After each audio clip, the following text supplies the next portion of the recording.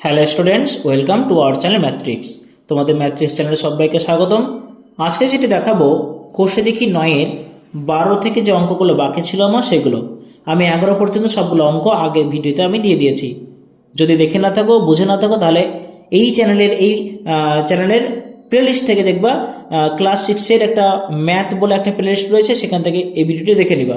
আজকে আমি তোমাদের 12 থেকে অনওয়ার্ড যতগুলো অঙ্ক আছে সবগুলো বুঝিয়ে দেবো। চলো শুরু করি।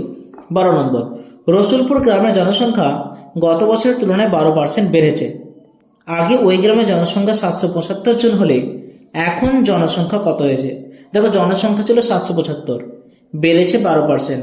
এখন জনসংখ্যা কত হয়েছে সেটা কিন্তু মোট হিসাব করতে হবে।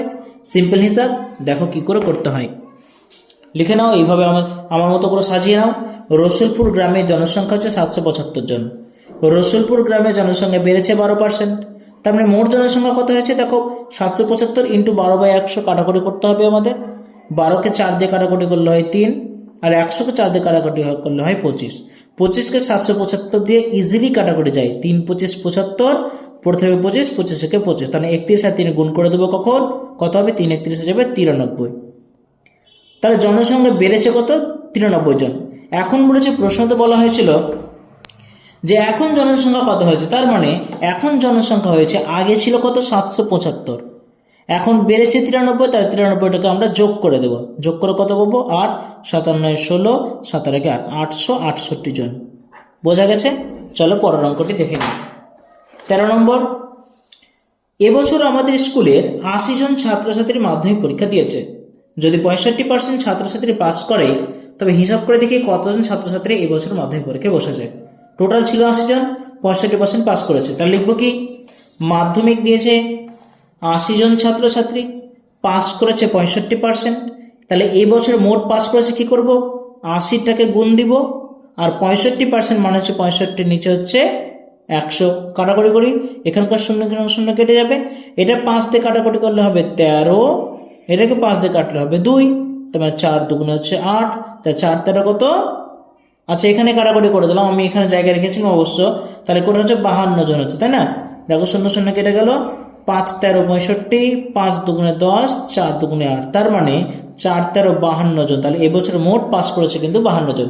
যেহেতু আমি লিখে লিখে অঙ্কটা আগে থেকে করছি, তাই আমাকে এক্সট্রা করে অতএব দিয়ে উত্তর লেখার দরকার নেই। তোমরা চাইলে লিখতে পারো, কোনো সমস্যা হবে না।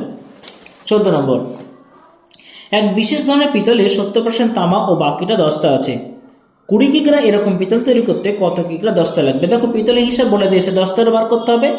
যেহেতু 70% আছে, টোটাল হিসাবে 100% ধরবো। তার এখানে লিখে দেবো, বিশেষ ধরনের পিতলে তামা আছে 70%, তার দস্তা কত থাকবে? 100 বিয়োগ 70 সমান 30%। তাহলে সিম্পলি আমি লিখবো, 20 কিগ্রা পিতলে দস্তা আছে 20 গুণ, দেখো 30% মানুষের 30 নিচে 100, শূন্য শূন্য কাটা যায়, শূন্য শূন্য কাটা যায়, 3 দুগুণে হবে 6 কিগ্রা। তার মানে দস্তা আছে 6 কিগ্রা। বোঝা গেছে? চলো পরের অঙ্কটা দেখে নিই। 15, চিনির দাম বেড়ে যাওয়ায় আমরা ঠিক করেছি এখনকার থেকে 4% চিনি ব্যবহার কমাবো। এখন প্রতিদিন আমরা 625 গ্রাম চিনি ব্যবহার করি।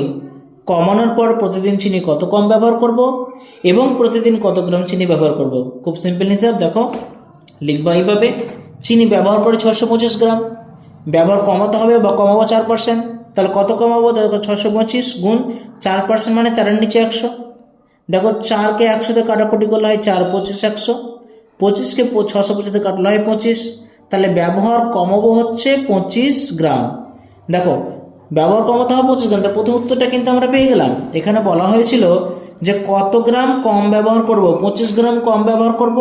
এখন প্রশ্ন বলছে প্রতিদিন কত গ্রাম করে ব্যবহার করব? তাহলে প্রতিদিন ব্যবহার করব, দেখো আগে করতাম 625, এখন তো 25 গ্রাম কমিয়ে দিয়েছি না, তাহলে 25টা হয়ে যাবে বিয়োগ, তার মানে এখন ব্যবহার করব 600 গ্রাম। বোঝা গেছে? চলো পরের অঙ্কটা দেখে নিই। 17 নম্বর, ইয়াসমিনা খাতুন তার মোট চাষের জমির 55% জমিতে পাট চাষ করেন।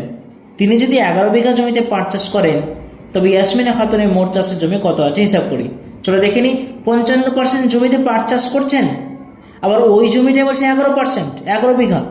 তবে যে জমিটা চাষ করছেন ওটার হিসাব দিয়ে আছে 55% মানেই হচ্ছে 11 বিঘা।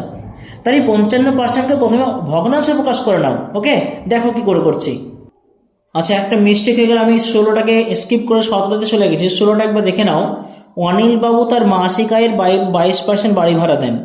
যদি অনিল বাবু প্রতি মাসে 870 টাকা বাড়ি ভাড়া দেন, তবে অনিল বাবুর মাসিক আয় কত? একই জিনিস কিন্তু, আয় বলেছে 22, আয়ের 22% বাড়ি ভাড়া দেন, ওই বাড়ি ভাড়াটা হচ্ছে 870 টাকা। তার মানে 22% যদি 870 টাকা হয়, তাহলে আমাকে বার করতে হবে 100% কত, তাই না? তাহলে একই হিসেবে বার করবো। দেখো এইভাবে, অনিল বাবু বাড়ি ভাড়া দেন 22%। এটাকে তোমার সুবিধা হবে কি করলে, এই 22%টাকে তুমি আগে ভগ্নাংশ প্রকাশ করো। 22% মানে হচ্ছে 100-র মধ্যে 22, কাটাকুটি করলে হবে 11 দুগুণে 22, 50 দুগুণে 100। তার মানে এটা পাচ্ছি আমি 11/50। এখন তোমাকে লিখতে হবে, যেহেতু অনিলবাবু বাড়ি ভাড়া দিচ্ছেন 870 টাকা, তাহলে আমাকে লিখতে হবে 11/50 অংশ।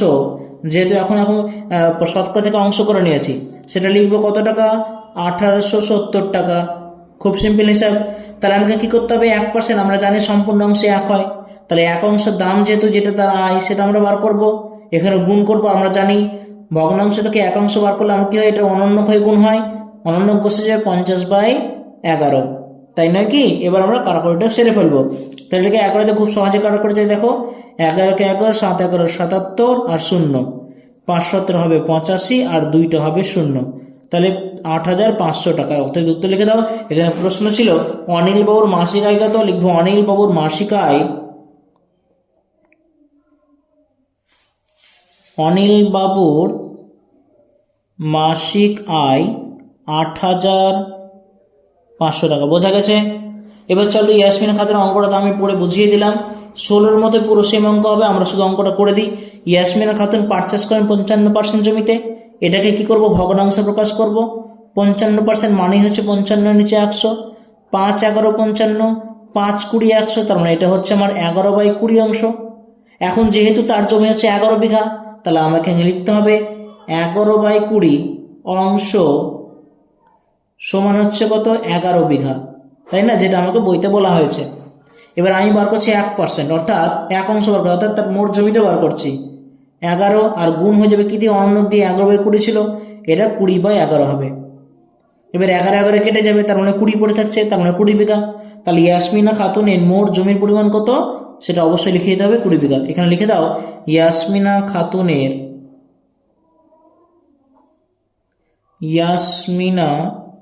খাতুনের মোট জমির পরিমাণ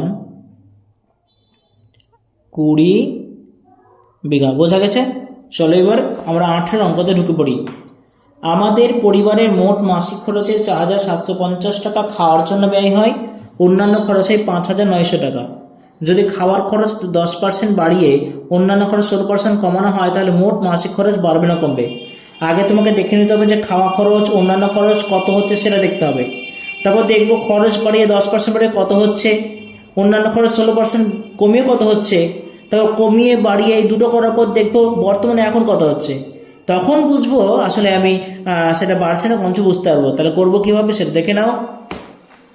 দেখো, মোট খাওয়ার জন্য ব্যয় হচ্ছে 4750 টাকা, যেটা আমি বই থেকে পেয়েছি। অন্যান্য খরচ বলা হয়েছে 5900 টাকা। তাহলে এখন বলছে মোট খরচ, তাহলে এটা যোগ করে দেবো 0, 5 57 16 6, 4 5 6 হাতের 1 10। তার মানে আগে যখন বাড়ায়নি বা কমায়নি তখন খরচ হচ্ছে 10,750 টাকা। এবার আমরা পরবর্তীকালে বাড়িয়ে কমিয়ে কত হচ্ছে সেটা দেখবো। খাওয়া খরচ 10% বাড়লে, যেটা বাড়াতে বলা হয়েছে, তাহলে খাওয়া খরচ 10% বাড়লে মোট খাওয়া খরচ কত হবে? দেখো, আগে হতো কত খাওয়া খরচ, এইভাবে আমরা সাজিয়ে নেবো, খুব সহজে সাজিয়ে নেবো। হ্যাঁ, দেখো আগে খাওয়া খরচ হতো আমাদের কত?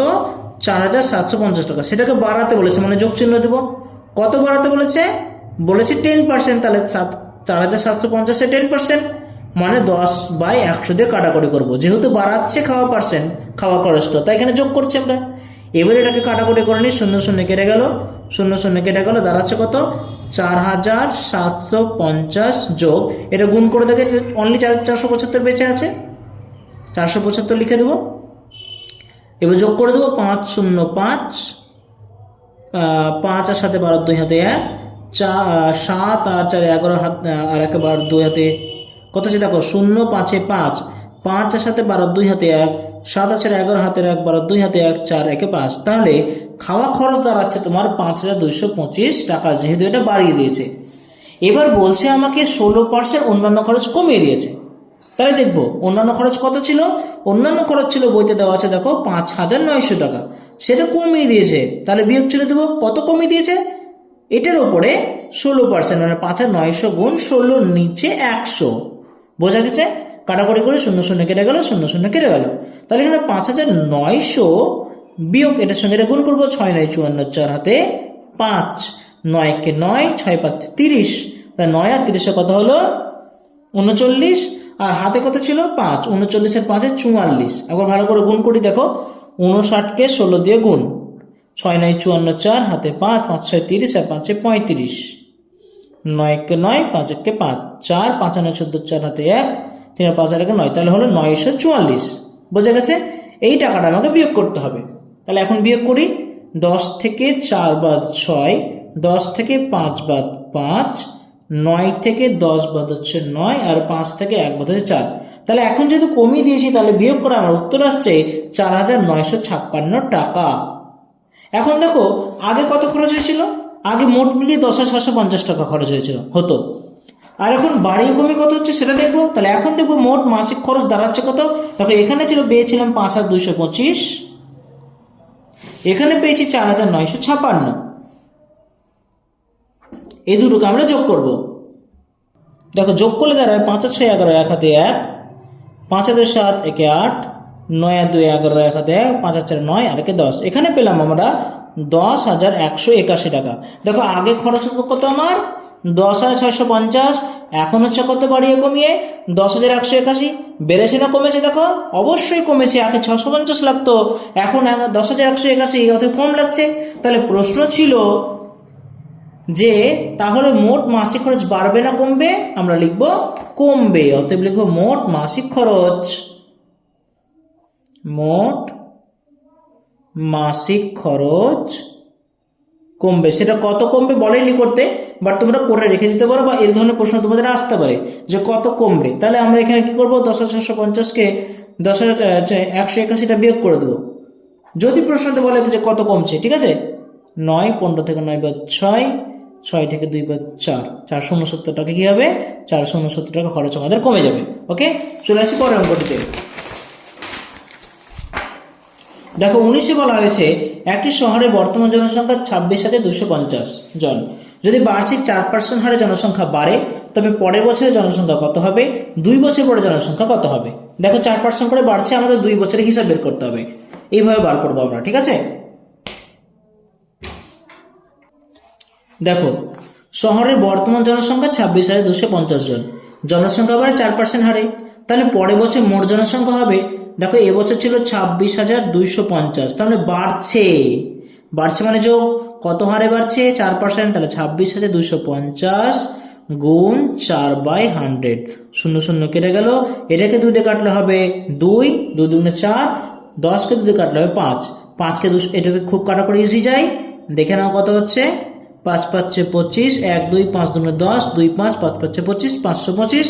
তাহলে 26,250 যোগ 525 দুগুণে 1,050, তাহলে কত হচ্ছে দেখো যোগ করে, এটা হয়ে যাবে 0 0, তারপরে 2 3, 6 7, কত হলো 27,300 জন। এটা প্রথম বছর হলো। এবার 2 বছর পর কত হবে, আবার 4% বাড়বে, কার উপর, এটার উপর। তা লিখবো যেহেতু বাড়ছে তাই যোগ করবো, 27,300 যোগ 27,300 গুণ 4% মানে 4/100, কাটাকুটি করি, 0 0 কেটে গেল, 0 0 কেটে গেল, নিচে আর কিছু বেঁচে নেই। তাহলে আমার দাঁড়ালো কত, 27,300 যোগ এটার সঙ্গে গুণ করো, 3 4 12, 2 হাতে 1, 7 4 28, 29, 9 হাতে 2, 4 2 8 আর 2 10, 1,092 যোগ করলে দাঁড়ায় 2 9, 3 আর 0 3, 7 আর 8 আর 2 28,392 জন। বোঝা গেছে? চলো পরের অঙ্কটা, আজকে শেষ অঙ্ক 20 নম্বর। ফসল ওঠার মুখে ধানের দাম ছিল কুইন্টাল প্রতি 1,080 টাকা। বর্ষাকালে ধানের দাম 15% বৃদ্ধি পেয়েছে। যে কৃষক ফসল ওঠার মুখে 12 কুইন্টাল ধান বিক্রি করেছেন, তিনি বর্ষাকালে সেই পরিমাণ ধান বিক্রি করলে কত টাকা বেশি পেতেন।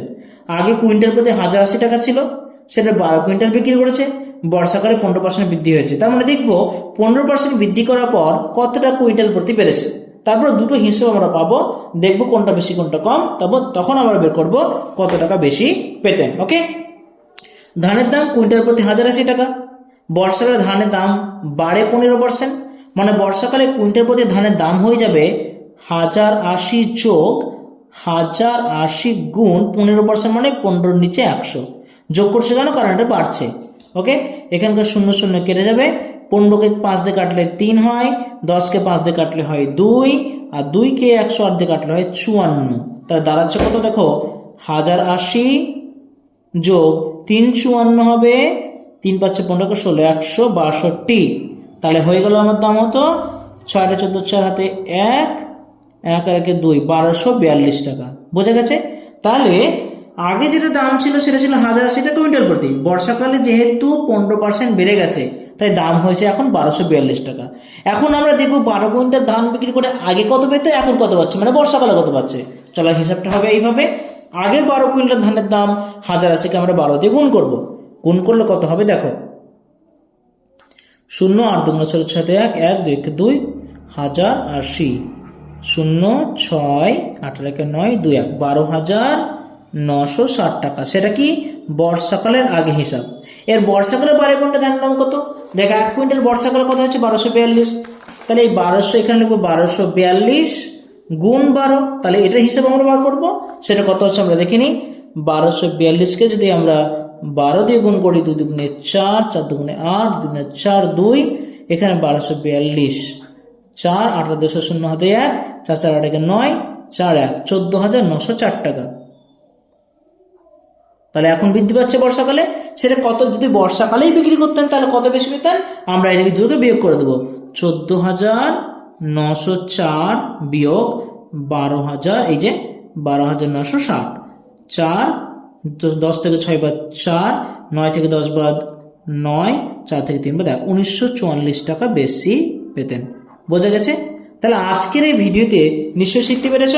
আজকের এই ভিডিওতে আমি কিন্তু এই 12 থেকে নিয়ে সমস্ত অঙ্ক তোমাদের করিয়ে দিলাম, এবং সঙ্গে সঙ্গে কোষে দেখে 9 চ্যাপ্টারটি আজকে শেষ হয়ে গেল। অর্থাৎ পরের ভিডিওতে তোমাদের আমি কোষে দেখে পরের অধ্যায়ে আমরা চলে যাব, কোনো সমস্যা নেই। আপরে দশমিক ভগ্নাংশ ভালো করে বুঝিয়ে দেবো, বুঝতে বাকি থাকবে না। সঙ্গে তোমাদের কি করতে হবে, আমাদের সাথে থাকতে হবে, পাশে থাকতে হবে। অবশ্যই চ্যানেলটিকে লাইক শেয়ার সাবস্ক্রাইব করে দিতে ভুলবে না। সাবস্ক্রাইব তো অবশ্যই করবে, কারণ এটা হচ্ছে আমাদের জন্য তোমাদের অক্সিজেন। সো আমাদের পাশে থাকতে হবে এবং সাবস্ক্রাইব বাটন অবশ্যই ক্লিক করে দিতে হবে। আজকের জন্য বিদায়, দেখা হচ্ছে পরের ভিডিওতে।